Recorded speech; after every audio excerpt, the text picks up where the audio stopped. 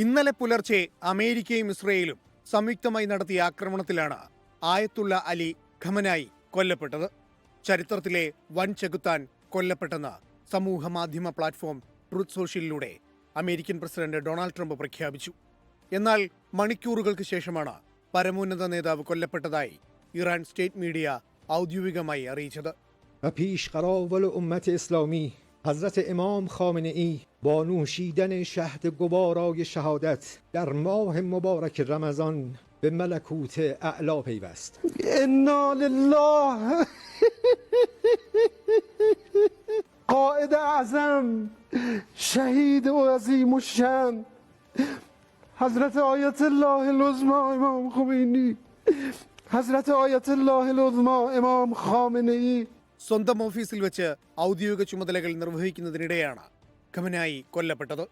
ആക്രമണത്തിൽ ഖമനായിയുടെ മകൾക്കും മരുമകനും പേരക്കുട്ടിക്കും ജീവൻ നഷ്ടമായി. ഖമനായിയുടെ മൃതദേഹം കണ്ടെടുത്തെന്ന് അന്താരാഷ്ട്ര മാധ്യമങ്ങൾ റിപ്പോർട്ട് ചെയ്തു.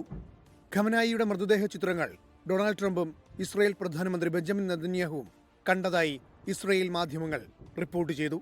ഇറാനിൽ 40 ദിവസത്തെ ദുഃഖാചരണവും 7 ദിവസത്തെ പൊതു അവധിയും പ്രഖ്യാപിച്ചു. ഇറാൻ നഗരങ്ങളിൽ പൊട്ടിക്കരഞ്ഞ് ആയിരക്കണക്കിന് പേർ ഒത്തുകൂടി.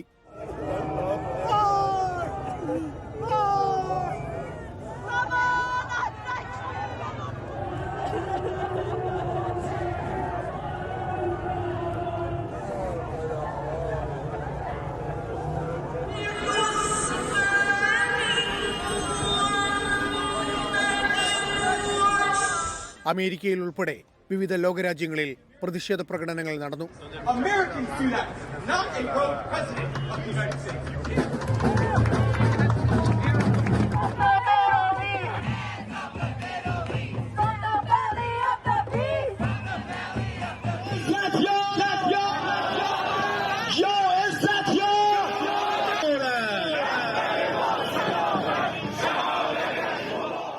ഇതിനിടെ ചിലയിടങ്ങളിൽ അമേരിക്കയെ പിന്തുണച്ച ആഹ്ലാദ പ്രകടനങ്ങളും തുടരുകയാണ്.